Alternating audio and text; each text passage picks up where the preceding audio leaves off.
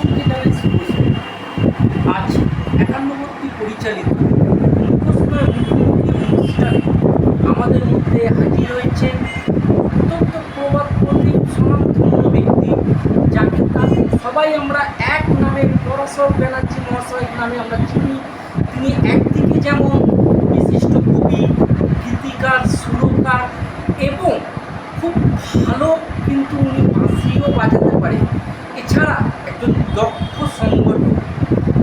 আপনারা আস্তে আস্তে তার পরিচয় বা তার বিভিন্ন কর্মকাণ্ডের সাথে আজ এই মুখোশময় মুখোমুখি অনুষ্ঠানে আমরা কিছুটা সময় ওনার সাথে কাটাবো এবং ওনার পরিচয়ের মাধ্যমে যে ওনার যে কর্মকাণ্ড সেটা আমরা চেষ্টা করবো আপনাদের সামনে তুলে ধরার। তো আমরা প্রথমেই স্যারকে স্বাগত জানাই মুখোশময় মুখোমুখি অনুষ্ঠানে। তো স্যার, আমি প্রথমেই আপনাকে প্রণাম জানাই, আপনি ভালো থাকুন। তো স্যার, আপনার কাছে আজকে আমরা এসেছি কিছুটা সময় আপনার নিজস্ব একান্ত মতামত বা আপনার ব্যক্তিগত কর্মকাণ্ড নিয়ে আমরা কিছুটা আলাপ আলোচনা করতে চাই। তো আমি প্রথমে স্যারকে আমি একটা জিনিসই খুব জানতে চাই যে স্যার, আপনি তো খুব একজন হর্তা রহরার বুকে খুব বনেদি পরিবারের একজন সন্তান বলতে পারি। তো সেরকম যেহেতু একটা মানে পারিবারিক চাপ থাকে, বা সেরকম জায়গা থেকে আপনি কোনোদিন চাপ ফিল করেছেন? না, এটা যেটা বললে এটা অবশ্যই তাই। আমি এখানকার পুত্র হিসেবে বলি যেহেতু আমি ভূমিপুত্র এখানকার, আমাদের পারিবারিক সাংস্কৃতিক একটা ঐতিহ্য রয়েছে। বন্দ্যোপাধ্যায় পরিবারের, যেমন বনরাজ বন্দ্যোপাধ্যায়, তারই আমি নাতি, তার শুরু রয়েছে সূর্যনাথ বন্দ্যোপাধ্যায়। এবং আমাদের এখানে ব্যানার্জি পাড়া রোড যেটা ছিল এখন রামকৃষ্ণ মিশন, সেটা ছিল ব্যানার্জি পাড়া। আমার বাবাও ছিলেন স্বর্গীয় পাঠ্যক্রম বন্দ্যোপাধ্যায়, তিনিও জগতের পাল ছিলেন। তা আমি সেই পরিবারের হয়ে আমার সবচাইতে যে আমরা তো এটা দেখে এসেছি বরাবরই, যে বাড়িতে আমাদের দুটোখানা ঘর ছিল, সেখানে নিয়মিত এই সাংস্কৃতিক চর্চাও, সুস্থ সাংস্কৃতিক চর্চা। তা আমার ছোটোবেলা থেকেই এইটার সাথে এটা একটা নারীর টান রয়েছে, ফলে আমাকে তার বাধার সম্মুখীন হতে পারি। তো স্যার, আপনি যেমন আমরা সচক্ষে দেখেছি আপনি খুব শান্ত সৃষ্ট একজন ভদ্র মানুষ, কিন্তু আপনার হাতে যখন কলম ওঠে বা পেন ওঠে তখন এত সুন্দর, কখনো আপনি ভালোবাসার কবিতা তুলে ধরছেন, কখনো আপনি প্রতিবাদী কবিতা তুলে ধরছেন, বা বিভিন্ন কখনো আপনি বর্ষার কবিতা তুলে ধরছেন। আমি যদি আমার কাছে একটু কিছু কিছু কবিতা আপনারই স্বরচিত রয়েছে, যেমন আপনি এখানে বলছেন যে সীমাহীন ভালোবাসার প্রান্তর ছুঁয়ে হেঁটে যেতে হবে, হাতে রাখো হাত, চোখ থেকে চুরি করো প্রত্যাশা, আত্মার কাছে নতজনু হও, এ আমার স্বাদের পৃথিবী, তোমার আনন্দ ধারায় স্নান করে নিতে হবে, ফুল দিয়ে কাঁথা হবে মালা, রাখবো না কোনো ফুল একা। এই যে আপনি এই যে কবিতার মাধ্যমে একটা সমাজকে বার্তা দিয়েছেন যে সমস্ত ফুলকে আমরা একটা মালার কাঁটায় রাখবো, এই ধরনের চিন্তাভাবনাটা আমি কীভাবে করব? এটা তো তোমাদের মধ্যে যারা রয়েছে তাদের কথা ভেবেই তো আমি এসব লিখতে পারি। এই যে ফুল নিয়ে গাঁথা হবে মালা, কোনো ফুল রাখবো না। তার কারণ এই যে ৫১টি পরিবার, তোমরা আমার খুব অত্যন্ত স্নেহের শুধু নয়, আমার গর্বের, আমার এই প্রিয় শহরের এই ৫১টি পরিবার। এই আমার কথাটা তুমি যখন বললে, আমার একটা লেখা কবিতা প্রকাশ, আমি এই লেখাটার মধ্যে থেকেই এগুলো বলি যেটা, যে এই যে ফুল দিয়ে গাঁথা হবে মালা, কোনো ফুল রাখবো না। তার কারণ আমাদের এই বৃহত্তর সমাজের মধ্যে সর্বস্তরের, সর্বধরনের যে মানুষ রয়েছে, বিভিন্ন পেশার মানুষ, আজকে তাদের অসহায়ের মুক্ত রয়েছে তার মধ্যে। যেমন মানুষ ভালো আছেন, কিছু মানুষ তো দুঃখে রয়েছে। সে চেয়ে আছে যেমন একটা মানুষ আসুক, তার হাতটা ধরুক, তার কাঁধে কাঁধ রাখুক, এতে বলুক আমি তো আছি। তাই যে বলছে এই যে আমি তো আছি, আজকে ওরা আমার কেউ নয় তা হতে পারে না, তারাও একটা ফুল।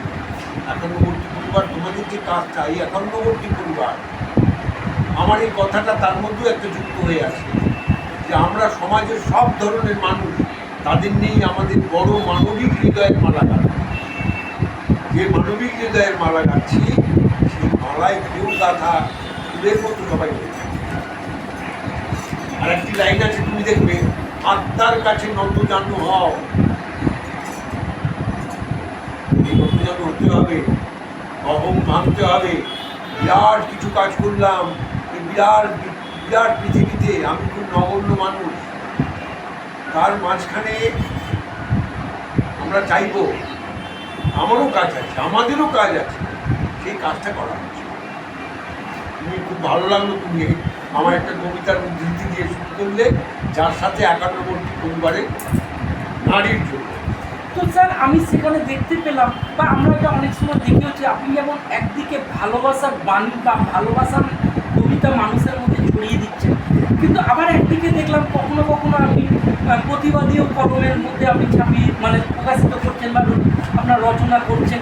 তো সেখানেও আমি একটা কবিতা দেখতে পেয়েছি, বা দেশলাই কাটি আগুনিয়ে হঠাৎ মশাল হয়ে গেল। তো সেই কবিতাটাও যেখানে আপনি লিখছেন, উঠছে স্বপ্ন, উঠছে অধিকার, একটা অস্থির লেলিহান শিখা, একটু একটু করে ঘিরে আসে বুঝি, অজানা আকাঙ্ক্ষার তীব্র উৎকণ্ঠার বাঁধন, উত্তাল মাটি যখন কেঁপে ওঠে, কাঁপে মাটির দাওয়া আর ছোট বড় সব ইমারত। এ আগুনের প্রখরতা সর্বগ্রাসী একাকার হবে, ছোট ছোট পোড়া ক্ষত সয়ে আরও বেশি সহিষ্ণুতা, আরও আরও আরও বেশ। যদি পাপ ফিরে শুয়ে ভাবো, আগুন তফাৎ জেনে রেখো বন্ধু আমার, ঘর কিন্তু পুড়েছে আর বাড়ছে জ্বলন্ত মশা। তো এখানেও মানুষকে আমি একটা খুব সচেতনভাবে আপনি প্রকাশ করেছেন, মানুষকে যে একটা প্রতিবাদী কণ্ঠ তুলে ধরেছেন। এখন দিকে দিকে মানুষের মধ্যে হানাহানি, ভাই ভাই মারামারি, পারিবারিক অসন্ত কলহ। তো সেই জায়গা থেকে আপনার এই ধরনের কবিতা আপনার কীরকমভাবে আপনার চিন্তা ভাবনা? এই চিন্তা ভাবনাটা তুমি যেটা বললে, এটা আমার সম্ভবত 2000 আমি যদি খুব ভুল না বলি 2000 সম্ভবত 22। একদম একদম ঠিক কথাই বলছো, 2022-এ লেখা। তার কারণ দেখো, তুমি লেখাটার মধ্যে রেখেছি এই কারণে যে আজকে কেন এত হিংসা থাকে, কেন এত হিংসা, কেন এত হানা, আজকে ভ্রাতৃত্ব বোধ নেই কেন? আমার একটা লেখার মধ্যে তুমি পেয়েছো, যখন মাটি কাঁপে, যখন ভূমিকম্পটা হয়, তখন শুধু ওর বাড়িতে কাঁপছে, আমার বাড়ি কাঁপবে না তা নয়। আজকে যখন করোনা হয়েছিল, তখন করোনা ও গরিব মানুষ আর ও বড় লোক এইভাবে হয়নি। ও অমুক দলের, এ অমুক দলের, ও আমার বিরোধী, ও আমার পক্ষ। সারা দেশে মানুষ বিপন্ন হয়েছে, সারা বিপন্ন হয়েছে পৃথিবী। আমার একটা লেখা গানও আছে নচিকেতার, এক পৃথিবী মানুষ, এক পৃথিবী বিপন্ন, এক পৃথিবী হাহাকার, শুনে বেঁচে থাকা নেই।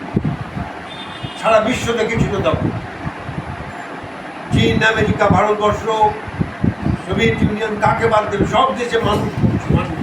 তুমি যে কথাটা আমি লিখেছি, একটা কথা বলি, সমাজের এই শান্তি, আমরা ভারতীয়, আমাদের সভ্যতা, আমাদের সংস্কৃতি, বিশেষ করে আমরা বাঙালি, আজকে সারা বিশ্বের কাছে আমরা একটা গর্বিত জাতি।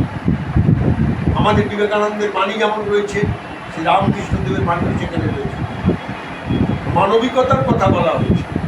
আমি যদি ভাবি আমি ভালো থাকবো, সমাজ যা কিছু হোক, তাহলে এই ভূমিকম্পর মতোই হবে। যখন সমাজের বিধ্বংসী রূপ, সমাজ অবক্ষয়ের পথে যাবে, তখন আমার ছোট সন্তানটি, আগামী নতুন প্রজন্ম যারা আছে, তারা তার শিকার হবে। কাজে আমাদের মধ্যে যদি চাই, সমাজে শিক্ষা চাই, সমাজে চেতনা চাই, সমাজে বোধ চাই, সমাজে মানবিকতা চাই।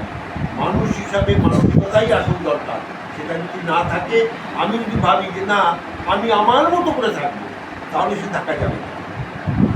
তো স্যার একদিকে আমরা যেমন জানি আপনি একজন খুব ভালো ভালো একজন কবি বা আপনার কলম বিভিন্নভাবে ছন্দে ছন্দে এগিয়ে চলে, তেমনি কিন্তু আমরা এটাও জানি যে আপনি একজন খুব ভালো গীতকার, খুব ভালো সুরকার। এই একটু আগেই আপনি বলছিলেন নচিকেতা, যে নচিকেতার খুবই একটা খুব ঠিক আপনার স্বরচিত লেখা, এ পৃথিবী মানুষ, এ পৃথিবী বন্য, এ এক পৃথিবী হাহাকার বেঁচে থাকার জন্য। এর সাথে সাথে এরকম তো অসংখ্য আপনি শিল্পীদের তাদের আপনার গান রচিত, তারা গান গেয়েছে। তার মধ্যে আমি যদি বিশেষভাবে কিছু নাম বলি, রাঘব চ্যাটার্জির আছে অবশেষে সব নদী, মেসেতে সাগরে, এছাড়াও রয়েছে শ্রীকান্ত আচার্য রয়েছে। এবং রিসেন্টলি আমি যেটা আপনার সম্বন্ধে দেখেছি বা জানতে পেরেছি যে আপনি মুম্বাই থেকেও পকেট স্টুডিওর তরফ থেকে সুভাশিস কৃষ্ণা উনি গান গেয়েছেন আপনার লিখিত, আমার লেখা। দুজনের হাত ধরে সাগরের তীরে তীরে। তো এই গানটাও যেটা মুম্বাই থেকে প্রকাশিত হয়েছে। এছাড়াও রয়েছে রাজশ্রী ব্যানার্জি, ফাগুন হাওয়ায় উত্তাল এই মন, পলাশ ফুলে। এরকম আমরা দেখেছি কখনো অদিতি মুন্সি, কখনো দেখেছি শ্রীকান্ত আচার্য, কখনো শিলালা ব্যানার্জি। এরকম অসংখ্য শিল্পীদের আপনি গান বেঁধে দিয়েছেন, আপনার রচিত গান তারা গেয়েছে। সেরকম আপনার কীরকম অনুভূতি লাগে? দেখো, খুব ভালো একটা প্রশ্ন বলে আলাম যে আপনার কেমন লাগে। আসলে আমার কবিতা প্রাণ হলেও গানও এগুলো তো আমার সন্তানের মতো। এবং এই যে এত বিশিষ্ট শিল্পীরা আমার গান যারা গেয়েছে, তারা দেখেছে যে আমি বিশেষ করে বলি যে এগুলো তো সন্তানের মতো আমার। কাজে গান রচনার ক্ষেত্রে আমি খুব যত্নশীল, প্রত্যেকটা গানকে ভেবেছি। এমনও হয়েছে অনেক রাত অবধি আমার গান লেখা শেষ করতে পারিনি, পরের দিন লিখেছি, ঘুম থেকে উঠে পড়েছি, হয়তো পরের দিন স্টুডিওতে গান রেকর্ডিং হবে। এই রাঘবেরই ছিল, শ্রীরাধা বন্দ্যোপাধ্যায়ের উপঙ্করের একটা গান আছে আমার।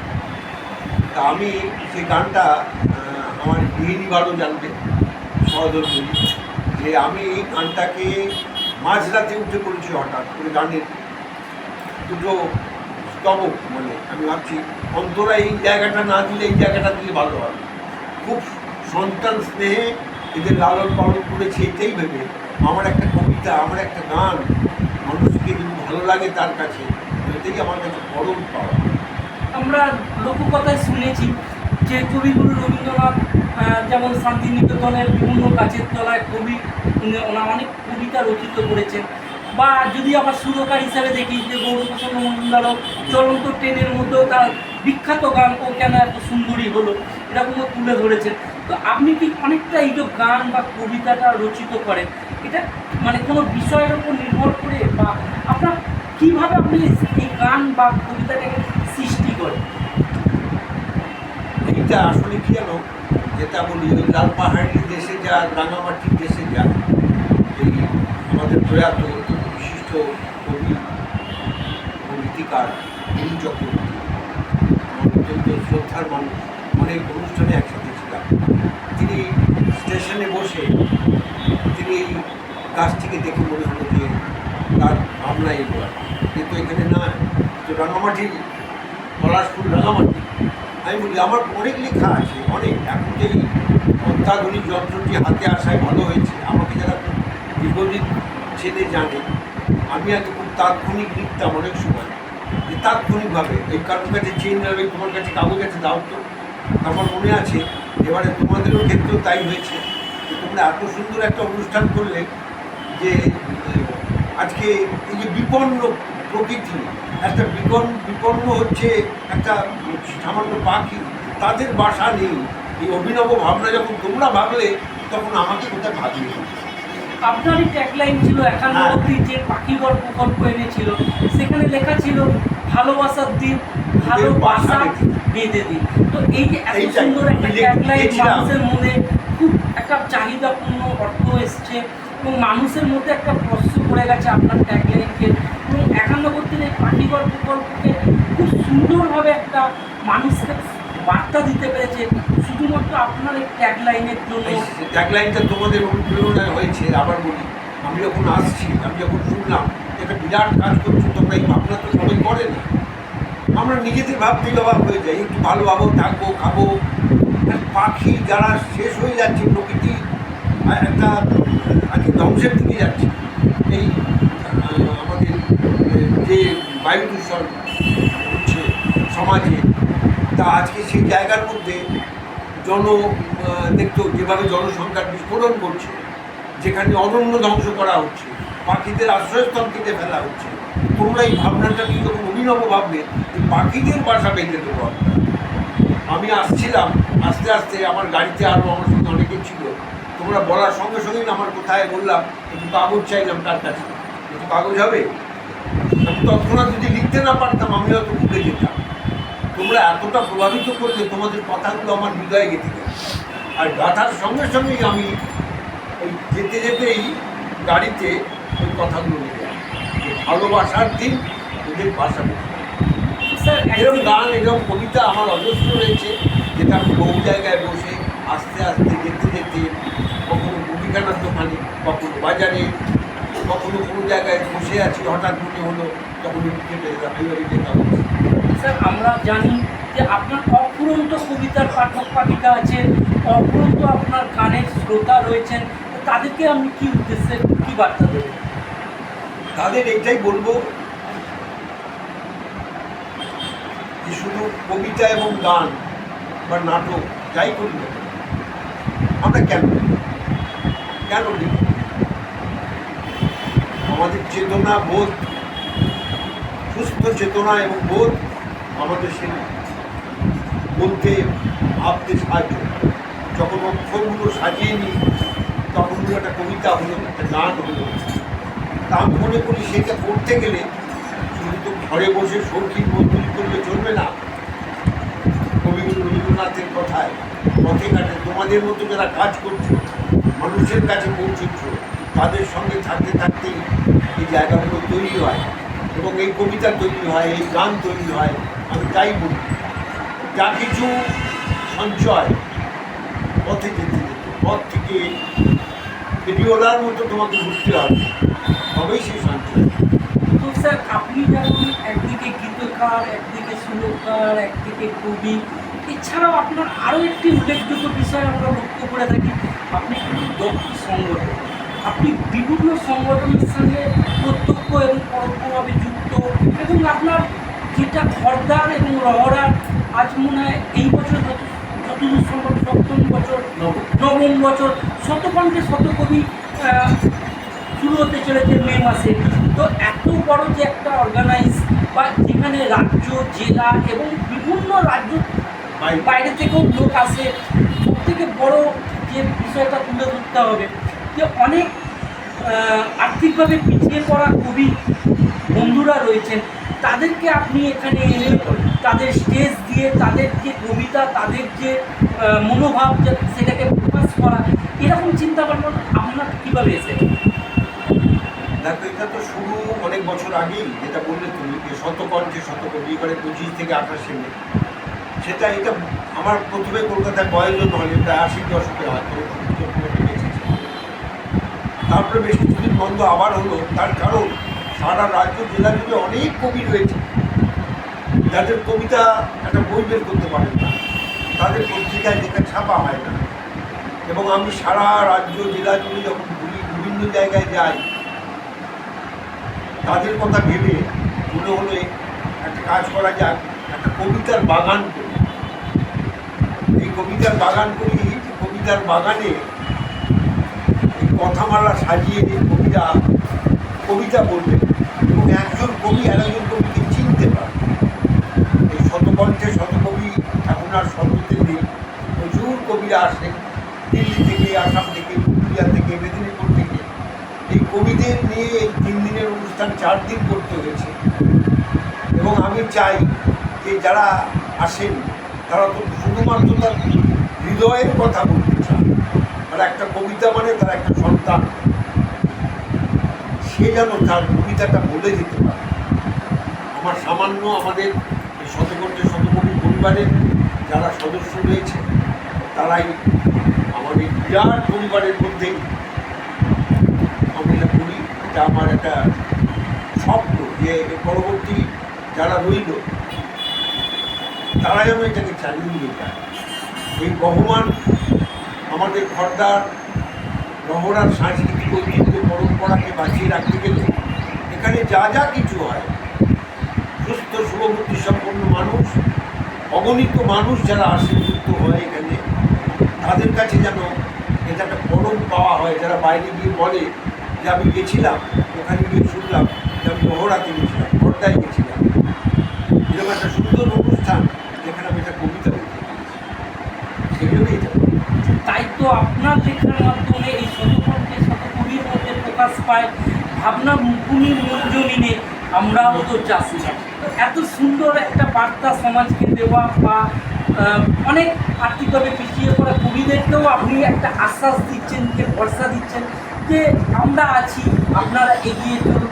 তবে স্যার আরও একটা খুবই আমার একটা প্রশ্ন জানছে যে আপনি যখন এত চেষ্টা করছেন যে কবিতা শিল্পকে বাঁচিয়ে রাখা বা বিভিন্ন প্রতিভাকে সামনে তুলে ধরা, তো এখন দিকে দিকে কবিতার পাঠক পাঠিকার সংখ্যা অনেকটা কমে যাচ্ছে, বিভিন্ন লাইব্রেরিগুলো বন্ধ হয়ে যাচ্ছে, বা এখনকার শিশুরা সেইভাবে কবিতার প্রতি আগ্রহ হচ্ছে না।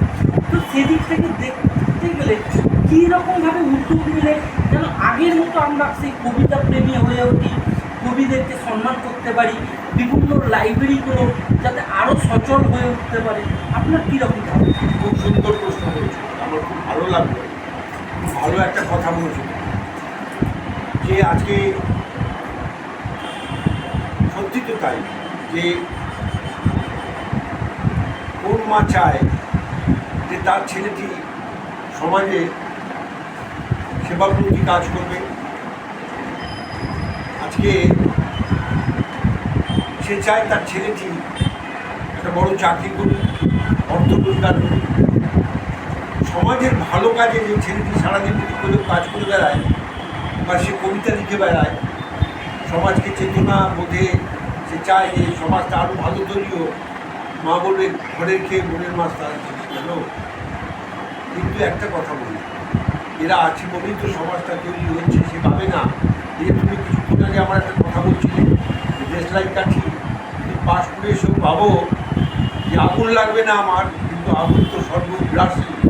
কাজে এই কাজটা কিন্তু করা দরকার। তার কারণ এই কাজটা যদি না হয়, আগামী দিনে মানুষকে, পরবর্তী প্রজন্মকে ওটা বাঁচাবো কী করে যদি সুস্থ সমাজ গড়ে তুলতে না পারি।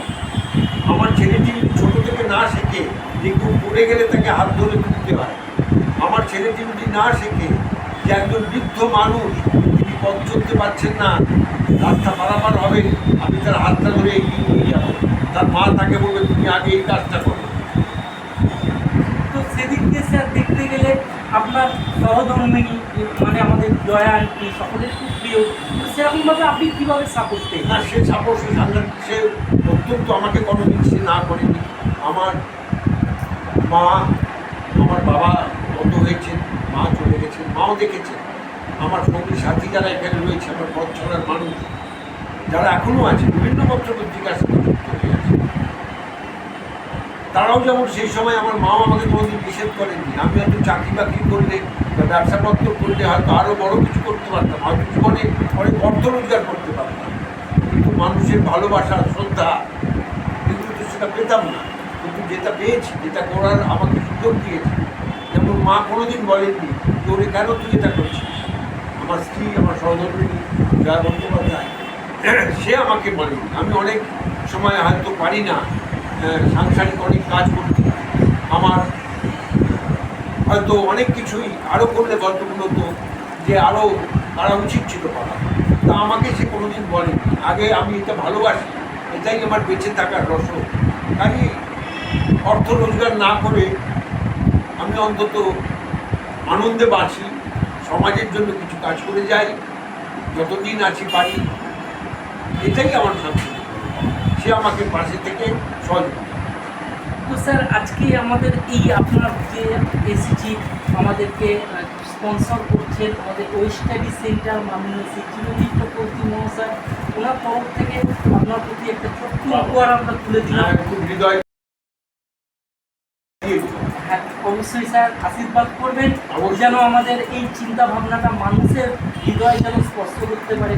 তো স্যার আর বেশিক্ষণ সময় নেব না, আমার একটা ছোট্ট মনে খুব প্রশ্ন আসছে যে বর্তমান সমাজে মানুষ যখন একটু ওপর তলায় যায় বা নিজের একটু নিজেকে খুব সেলিব্রিটি মনে করে, সেদিক থেকে আপনার এত নামডাক, কখনো কি মনে হয়নি যে আপনি একটু ওপর লেভেলে থাকুন?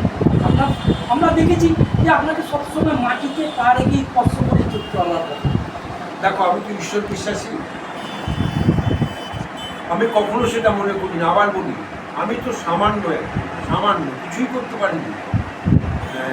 পারিনি, কিন্তু যেটুকু করছি, আমার মাটি থেকে যখন ভাবছি যে না আমি আরেকটু উঁচু জায়গায় বলবো, তখন কিন্তু আমার অহং গ্রাস করবে। আমি বলি, ঈশ্বরের কাছে প্রার্থনা করি যে আমার জন্য অহং গ্রাস না করে। তার কারণ আমরা যা কিছু করছি, যতটুকু করছি, সেই কাজের মধ্যে যখনই অহং আসে, তখন সে কাজ সেখানেই শেষ হলো।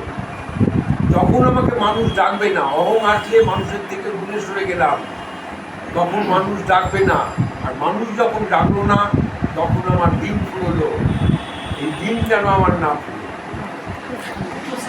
শেষ প্রশ্ন, এখন আমরা চারিদিকে দেখি যে মানুষ একটু সেলিব্রিটি পর্যায়ে হলো, বা আপনার যেরকম নামডাক রয়েছে সারা বাংলা যেন ভারতবর্ষ জুড়ে রয়েছে, তো একটু মানুষ নিজের স্বার্থ হিসাবে বা নিজের সুযোগ সুবিধা পেতে অনেকে রাজনৈতিক দলে অংশগ্রহণ করছে। তো আপনার কাছে কিরকম কোনো প্রস্তাব এসছে? হ্যাঁ, প্রচুর প্রস্তাব এসছে। আমি যে আমার বললে যখন, দেখো, রাজনীতি যারা আছেন, রাজনীতির মানুষজন, তারা আমাকে সবাই জানেন, চেনেন, সব রাজনৈতিক দলে। কিন্তু তারা এইটা জানে যে এই মানুষটাকে আমি তো কোনোদিন করিনি। কেন আমি করিনি এই কথাই, যে রাজার কথাই আমার কথা। আমি যখন রাজা, তখন আমাকে বলতে হবে, আমি তো পারবো না সেটা বলতে।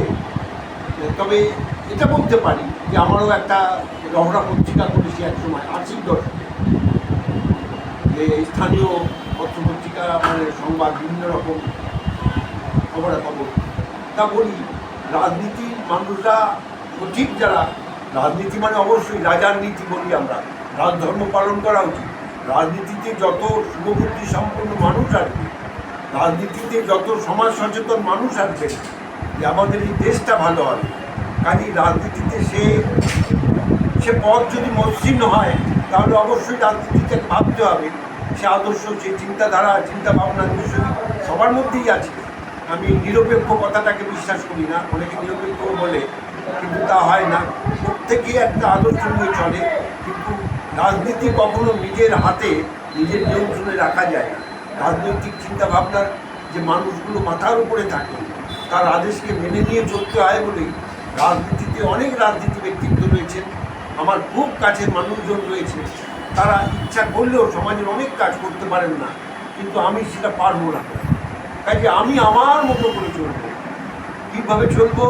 আমার সব মানুষকে দরকার, সবার সাথে দরকার, যাদের আমি আমার মতো করে বলতে পারবো, বোঝাতে পারবো যে এই কাজটা করলে সমাজ অনেক উন্নতি হবে, সংস্কৃতি বাঁচবে, সভ্যতা বাঁচবে, বাংলা সংস্কৃতি বাঁচবে, বাংলাদেশ যে গর্ব অহংকার, সেই বিশ্বজুড়ে আজকে আমাদের যে অহংকার, আমি বাঙালি। আমাদের একটি বিবেকানন্দ রয়েছেন, আমাদের রবীন্দ্রনাথ রয়েছেন, চেতনায় নজরুল রয়েছেন, বিদ্যাসাগর রয়েছেন, ক্ষুদিরাম রয়েছেন।